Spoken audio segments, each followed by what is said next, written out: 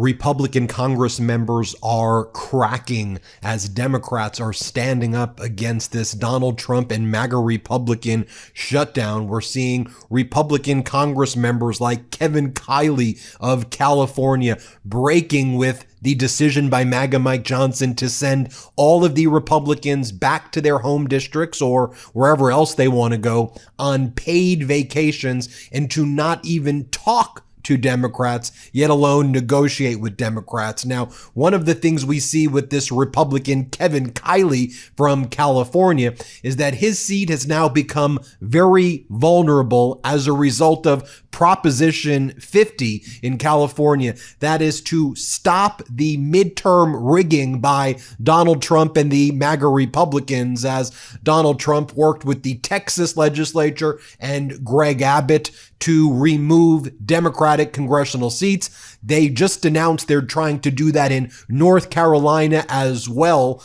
The Proposition 50 in California is a ballot initiative that will be voted on November 4th. Early voting is taking place, by the way, right now in California, and it's in direct response, and it's on a emergency basis, and it's short term. It will expire in the next 5 or 6 years or so after this response to the rigging by Donald Trump and the MAGA Republicans.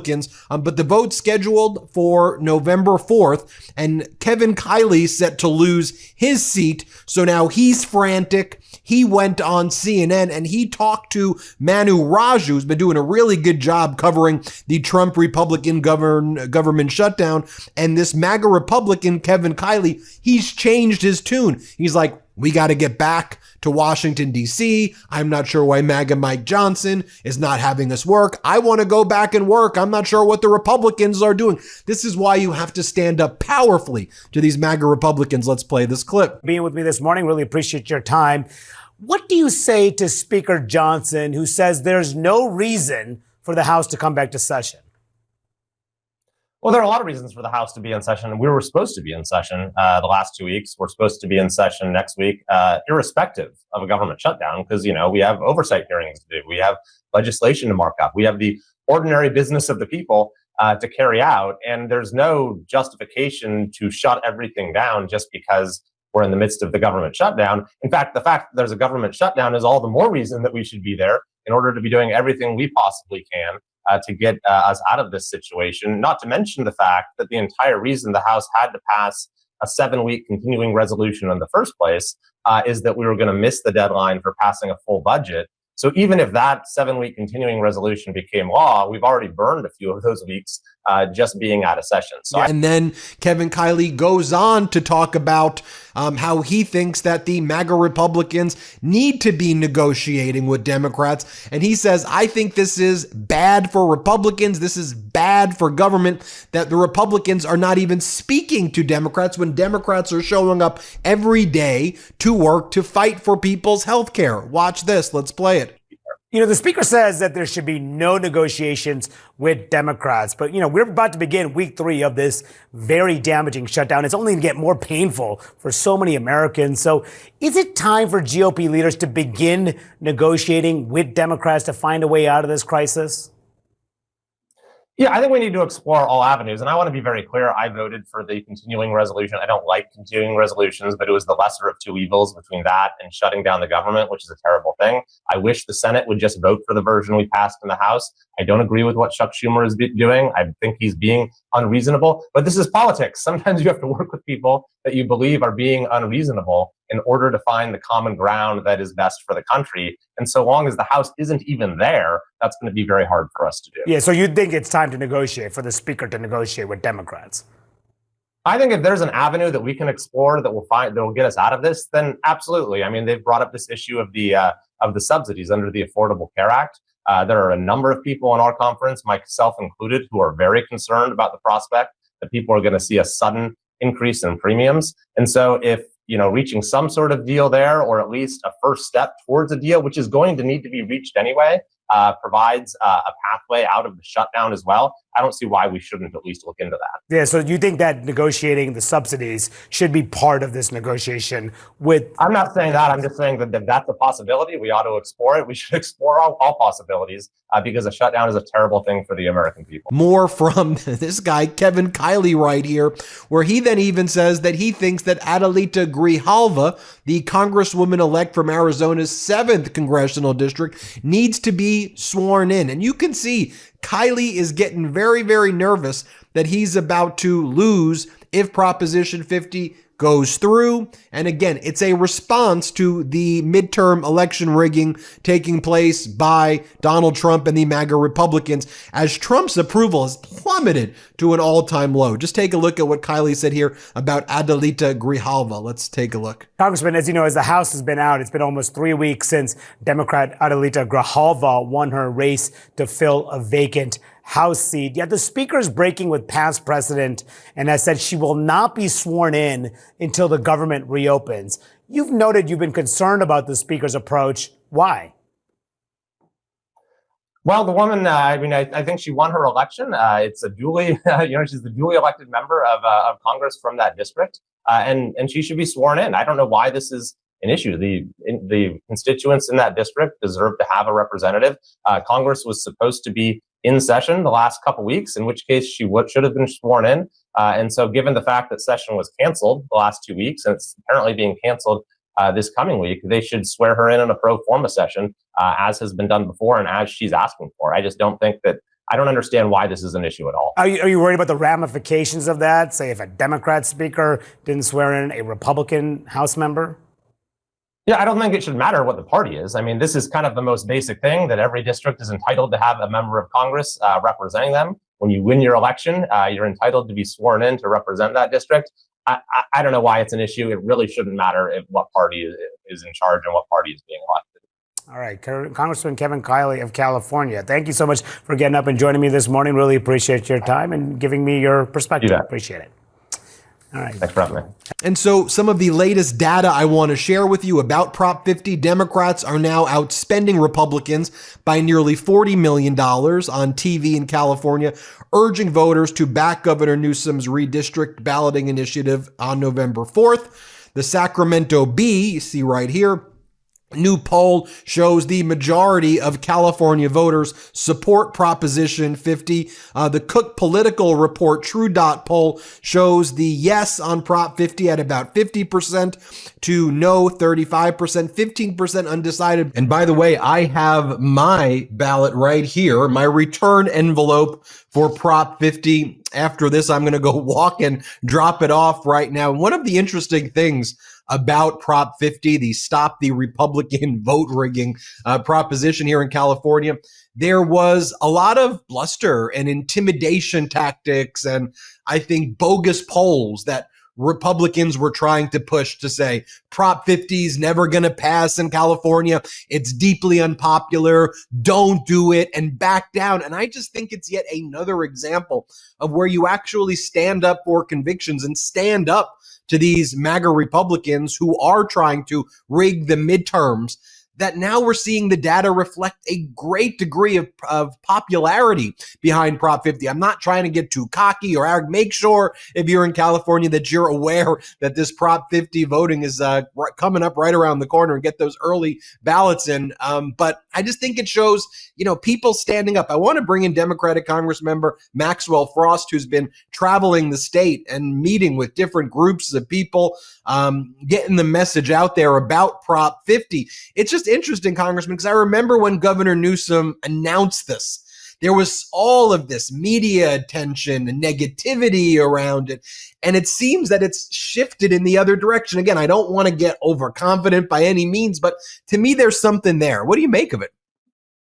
Exactly. And I think people really understand just how important this is. And what I told everyone at the Canvas launch that we did with Mayor Bass the other day, and I'll say to you guys, is this isn't just about California, right? This is a response to what Donald Trump has said that he wanted to do in Texas and in other states. And he knows that when they pass the big ugly bill, which rips away healthcare from 17 million people, you usually don't win elections when you do something like that, when you stage the greatest transfer of wealth from the working class and working people to the billionaires and mega corporations. And so instead of undoing that, he knows that in order to win, he needs to cheat. And that's why he told Texas, redraw your maps and give me 4 to 5 new seats. That's why he is pressuring states across the country to give him more seats. And what California is doing is responding to that through Proposition 50. And, you know, the energy was so high in this room, Ben. I saw people, it was a multi-generational, multiracial coalition. But the thing that really got me too is there were people there who were actually in Los Angeles on vacation,